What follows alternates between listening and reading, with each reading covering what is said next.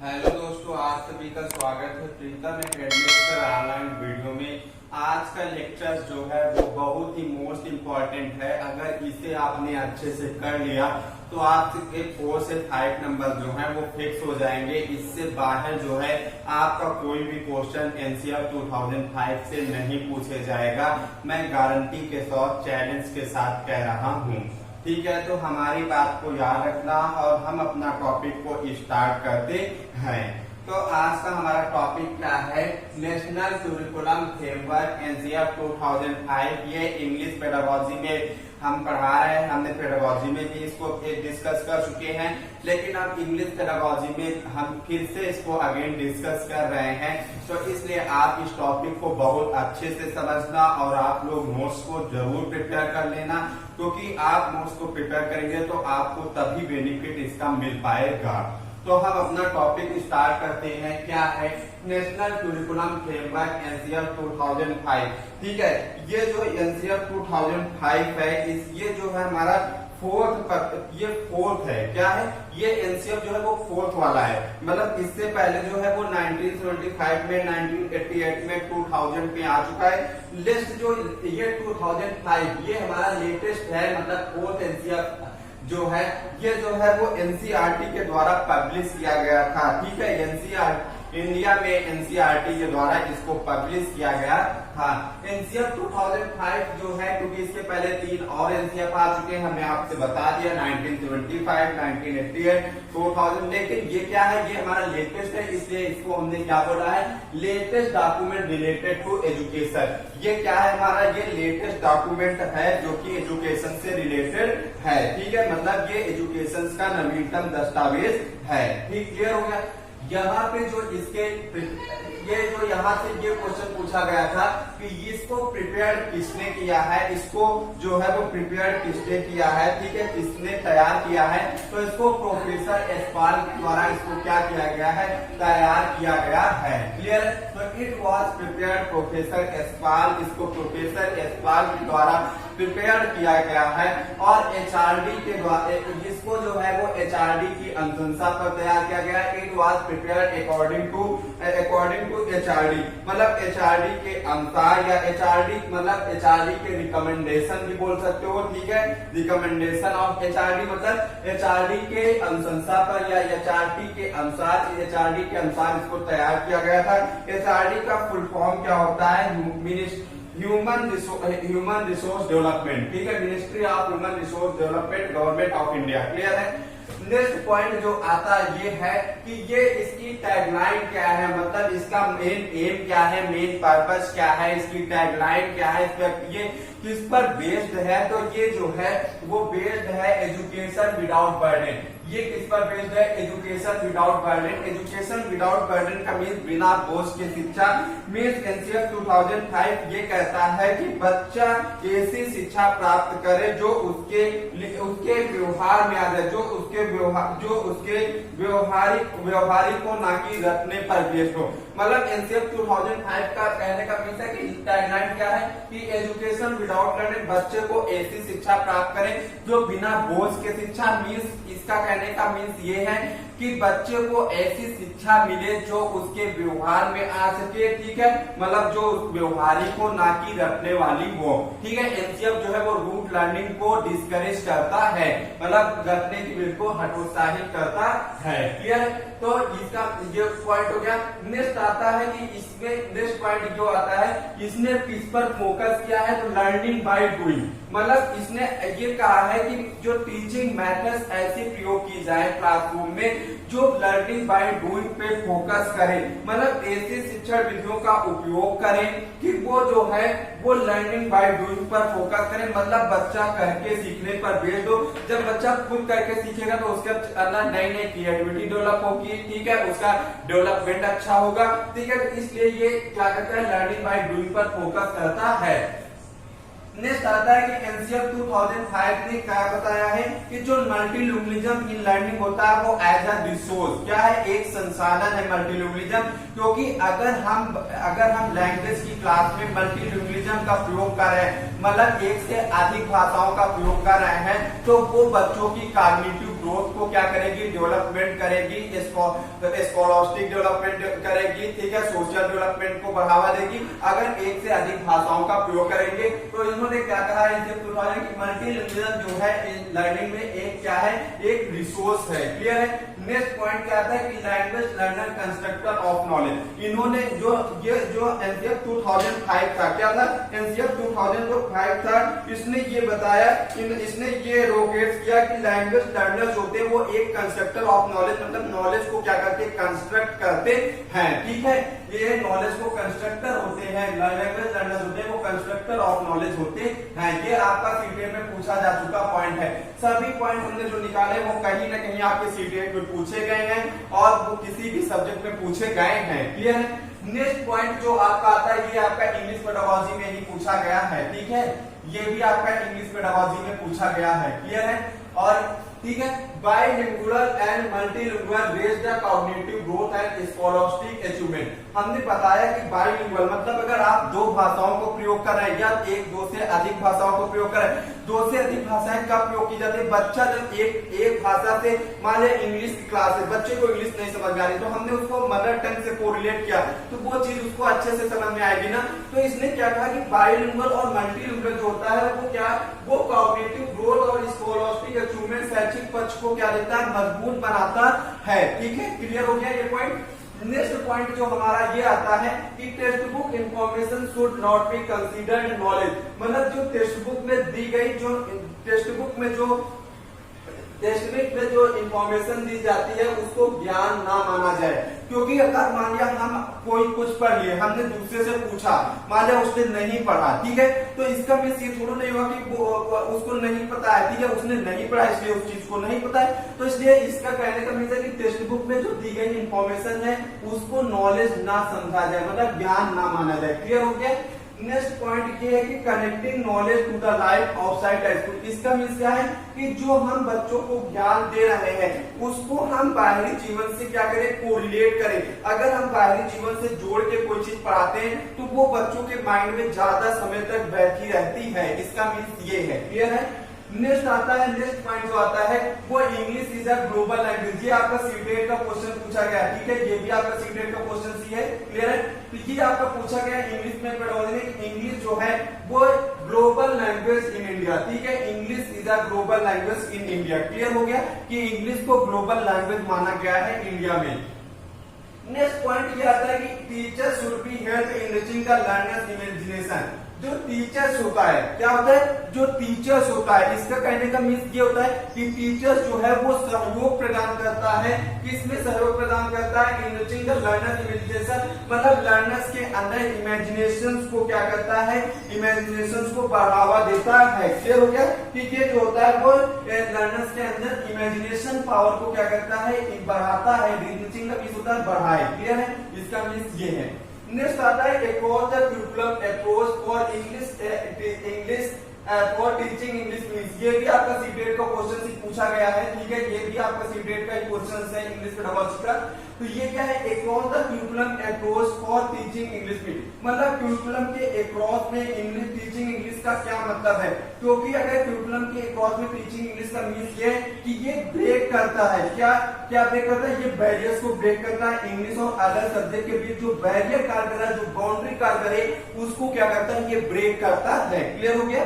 Next point ये आता है कि to integrate examination into classroom learning and make it more flexible.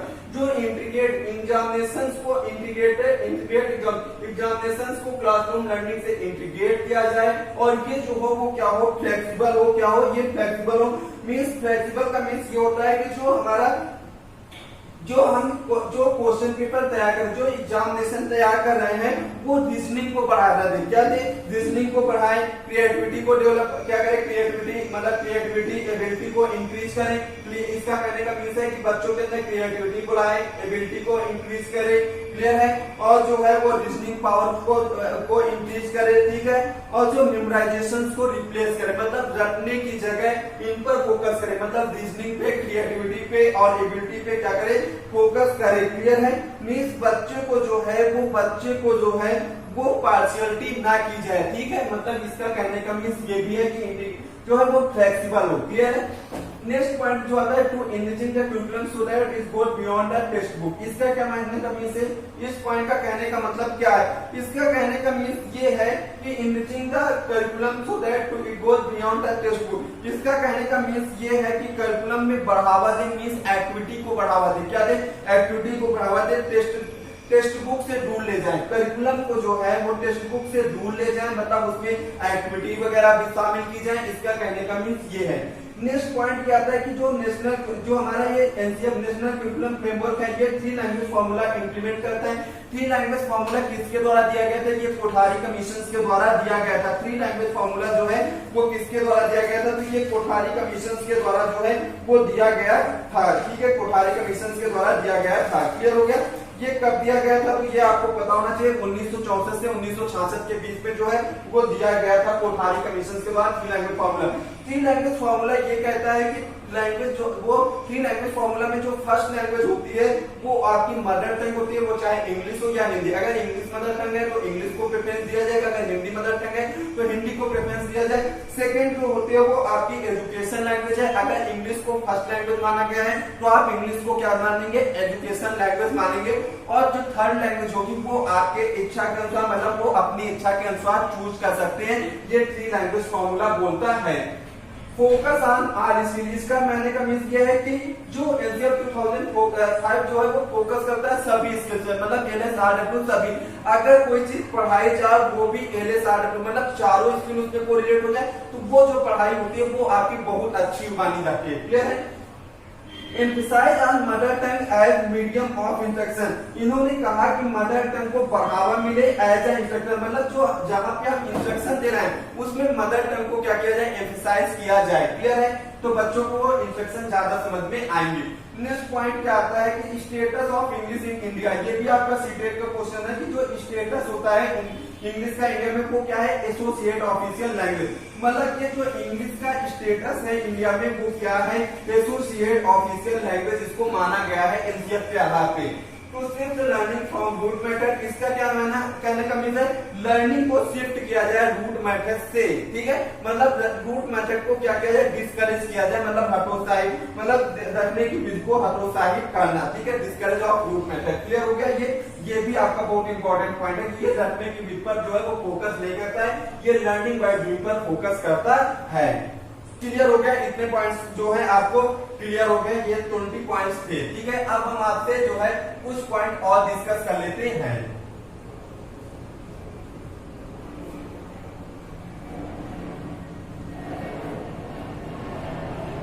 Next point जो हमारा आएगा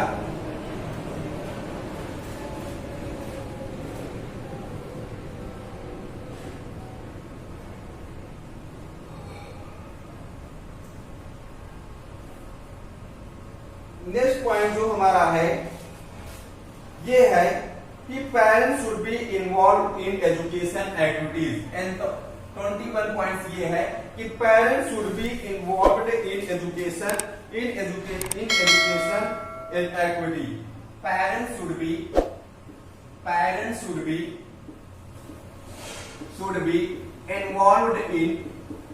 बी इन्वॉल्व्ड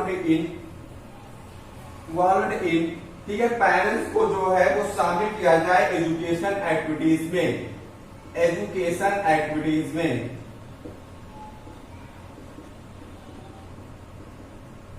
ठीक है। ये पॉइंट आपको क्लियर हो गया। क्या कहता है कि पेरेंट्स को जो है, इसका कहने का मीन्स है कि अभिभावक को शिक्षा गतिविधियों में जोड़ा जाए। मतलब एक आपके स्कूल में चलती है पीटीएम का मीन्स क्या है कि जो है वो आपका पेरेंट्स जो है वो टीचर से अट्रैक्ट हो सके, मतलब पेरेंट्स जो है वो बच्चों की इंफॉर्मेशन दे सके और टीचर्स जो है वो बच्चों की इंफॉर्मेशन पेरेंट्स तक पहुंचा सके। तो इससे क्या होगा, बच्चों की जो इंडिविजुअल डिफरेंस है उसको समझने में मिले, मतलब बच्चों की जो है उस एबिलिटी को चेक करने में मदद मिलेगी। अगर मतलब वो टीचर्स ये जानना चाहेगा कि बच्चा घर में कैसा रहता है और अभिभावक ये जानना चाहेगा कि स्कूल में वो उसका कैसा बिहेवियर है, तो इससे क्या होगा कि इससे जो होगा वो स्कॉलस्टिक अचीवमेंट जो होगा वो आपका अच्छा बनेगा। क्लियर है। ये पॉइंट्स का मीन्स ये है, ठीक है। ये नेक्स्ट पॉइंट जो है education related resources. Next point ये है education related education related resources, ठीक है, education related resources should B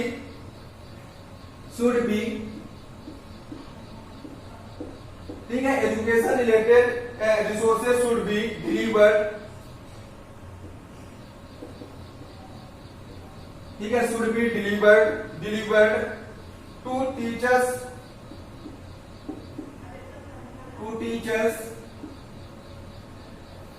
teachers on time. ये भी आपका पॉइंट इंपॉर्टेंट है। क्या कहता है कि जो एजुकेशन, जो शिक्षक को शिक्षा से संबंधित संसाधन जो है वो समय पे पहुंचाने चाहिए। अगर टीचर क्लासरूम में है तो उसको शिक्षा से संबंधित संसाधन जो है उसके सामने अवेलेबल होने चाहिए, ठीक है। टाइम टू टाइम जो है वो शिक्षक के पास रिसोर्सेज की कमी नहीं होना चाहिए, ठीक है। ये ज्यादातर प्रॉब्लम गवर्नमेंट स्कूल में देखने को मिलती है। ये एनसीएफ जो है इस पर भी कहता है कि जो एजुकेशन रिसोर्सेज है वो समय पर टीचर्स को प्रोवाइड होने चाहिए। क्लियर हो गया? ये पॉइंट भी आपको क्या हो गया, क्लियर हो गया होगा। नेक्स्ट पॉइंट जो आता है, नेक्स्ट पॉइंट ये आता है कि to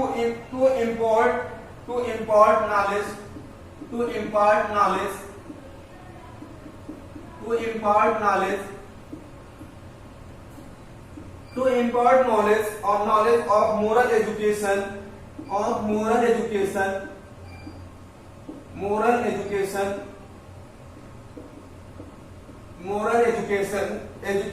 at the very beginning।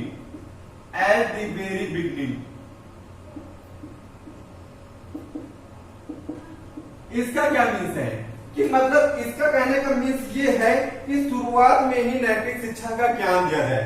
बच्चों को शुरुआत में ही क्या किया जाए, नैतिक मोरल एजुकेशन जो है वो शुरुआती स्तर पे दी जाए, ठीक है। मतलब सहयोग की भावना, आदर की भावना, सहयोग लेना देना, ठीक है। मतलब बच्चों के अंदर जो है वो मोरल एजुकेशन का डेवलपमेंट जो है वो प्रारंभिक समय में ही किया जाना चाहिए। ये भी आपका पॉइंट जो है वो आपका इंपॉर्टेंट है।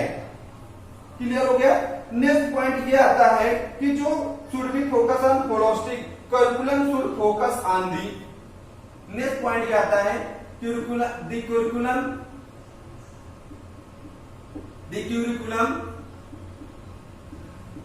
focus on the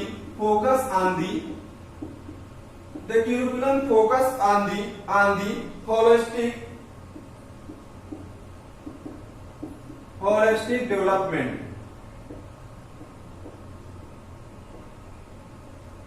ठीक है, होलिस्टिक डेवलपमेंट, ठीक है। मतलब जो क्यूरिकुलम होना वो फोकस करे, क्या करे, होलिस्टिक डेवलपमेंट, ठीक है, ऑल ओवर डेवलपमेंट। क्या कहने का इसका मीन्स क्या है, ऑल ओवर डेवलपमेंट पे फोकस करे क्यूरिकुलम। इसका मीन्स ये हुआ कि focus on the holistic development of the student. क्या आगे ऐड कर लीजिए, ऑफ द स्टूडेंट, मतलब स्टूडेंट्स के ऑल ओवर डेवलपमेंट पर फोकस करे क्यूरिकुलम ऐसा बनाया जाए जो ऑल ओवर डेवलपमेंट जो है वो फोकस करे स्टूडेंट्स में। मतलब इसका मीन्स क्या होगा कि वो एनहेंस करे फिजिकल डेवलपमेंट को, मेंटल डेवलपमेंट को, क्लियर है, मेंटल डेवलपमेंट को, और भी जितने सारे डेवलपमेंट होते हैं, ठीक है, सोशल डेवलपमेंट। मतलब करिकुलम ऐसा बनाया जाए कि जो ऑल ओवर डेवलपमेंट पे फोकस, मतलब सर्वांगीण विकास पर फोकस करे। ये भी आपका पॉइंट है। क्लियर हो गया? नेक्स्ट पॉइंट एक आता है कि कंस्ट्रक्टिव लर्निंग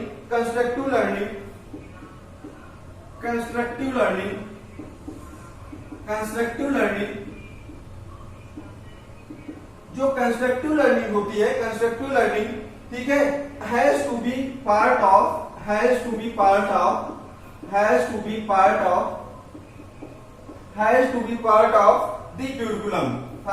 द क्यूरिकुलम। इसका मीन्स क्या है कि जो कंस्ट्रक्टिव लर्निंग है वो क्यूरिकुलम का क्या होना चाहिए, पार्ट होना चाहिए। मीन्स इसका कंस्ट्रक्टिव लर्निंग का मीन्स होता है रचनात्मक अधिगम जो होता है वो आपका क्या होता है, क्यूरिकुलम का भाग होना चाहिए। इसका मीन्स ये है कि बच्चों के अंदर जो है वो क्रिएटिविटी डेवलप करे, इसलिए कंस्ट्रक्टिव लर्निंग भी का कंसेप्ट ने कहा है कि वो क्यूरिकुलम का जो है वो पार्ट होना चाहिए। एक नहीं, एक चीज ये बताया गया है कि करिकुलम जो है वो शुड कंटेन मल्टीलिंगुअल प्रोफिशिएंसी। अब एक पॉइंट मैंने लिखा है अभी तक, करिकुलम जो है वो क्या करे कि कंटेन करे मल्टीलिंगुअल प्रोफिशिएंसी को, ठीक है, जब हमारा मदर टंग जो है वो सेकेंड लैंग्वेज कंसीडर किया है। अगर मदर टंग को सेकेंड लैंग्वेज कंसीडर किया जाता है तो मल्टीलिंगुअल प्रोफिशिएंसी जो है वो करिकुलम इंक्रीज करे। क्लियर है, ये भी आपका पॉइंट जो है वो आपका इंपॉर्टेंट है। क्लियर हो गया। एक चीज और आता है कि activity is the child's attempt to make sense of world around him her. ये भी एक पॉइंट आपका इंपॉर्टेंट है, मैं लिखा नहीं रहा हूं। एक आता है इंटीग्रेटेड नॉलेज। एक जो एनसीएफ 2005 ने ये कहा कि इंटीग्रेटेड नॉलेज, इंटीग्रेटेड नॉलेज, अब पूरा सेंटेंस नहीं बना रहे, इसका मीन्स क्या है ये भी आपको बता रहे हैं कि जो भी चीजें पढ़ाई जाए वो इंटीग्रेट करके कराई जाए। जैसे मान लिया साइंस है, उसमें केमिस्ट्री होती, बायोलॉजी होती, फिजिक्स होती, इन तीनों को क्या किया जाए, इंटीग्रेट किया जाए और अंडरस्टैंडिंग को कंप्लीट किया जाए। ठीक है, मतलब समझने की को कंप्लीट किया जाए, मतलब चीजों को इंटीग्रेट करके पढ़ाया जाए। क्लियर हो गया। नेक्स्ट आता है कि emphasize on reading throughout the primary process. ठीक है, एम्फसाइज ऑन राइटिंग। ठीक है, जो रीडिंग है, एक पॉइंट और देखिए, emphasize on reading, emphasize on reading को जो है बढ़ावा मिले प्राइमरी प्रोसेस में। क्या मिले, प्राइमरी क्लासेस में, क्योंकि इसका मीन्स क्या है कि प्राइमरी क्लासेस में जो है वो रीडिंग जो होना चाहिए वो रीडिंग को क्या मिले, बढ़ावा मिले। ठीक है, क्योंकि वहां पे जो एवरेज चाइल्ड होता है वो आपका solid foundation for school learning, वो सॉलिड फाउंडेशन होता है स्कूल लर्निंग के लिए। तो इसलिए वहां पे रीडिंग को जो है वो प्राइमरी क्लासेस में क्या किया जाए, एम्फसाइज किया जाए, मतलब बढ़ावा मिले। क्लियर हो गया, ये भी पॉइंट आपको जो है वो क्लियर हो गया। ठीक है, और नेक्स्ट जो है एक पॉइंट और था कि जो बच्चों को जो दे रहा है, बच्चों को नेचुरल एनवायरनमेंट में सिखाया जाए। मतलब अगर बच्चों को नेचुरल एनवायरनमेंट में सिखाया जाए तो बच्चा अपने आप को क्या कर सकेगा, कंप्रीहेंड करना सीखेगा। मतलब बच्चों को नेचुरल एनवायरनमेंट प्रोवाइड किया जाए। क्लियर है, तो ये आज के हमारे 27 पॉइंट हमने बता दिए हैं। ठीक है, ये आज का हमारा एनसीएफ का टॉपिक था। हमें कमेंट सेक्शन में जरूर बताइएगा कि आपको ये टॉपिक कैसा लगा है और आपको किस टाइप के टॉपिक और चाहिए। ठीक है, हमारा काम है कि हमें एक अच्छी नॉलेज प्रोवाइड करना और आपको अच्छे मार्क लाना एग्जाम में। ठीक है, तो आज के टॉपिक में इतना ही रखते हैं। अगर आपने ये कर लिया तो आपका एनसीएफ से चाहे किसी भी सब्जेक्ट में कोई भी क्वेश्चन आए आपका छूटेगा नहीं। ठीक है, अब हम आपसे नेक्स्ट लेक्चर में नेक्स्ट वीडियो के साथ मिलेंगे। तब तक के लिए थैंक यू सो मच। जय हिंद, जय भारत।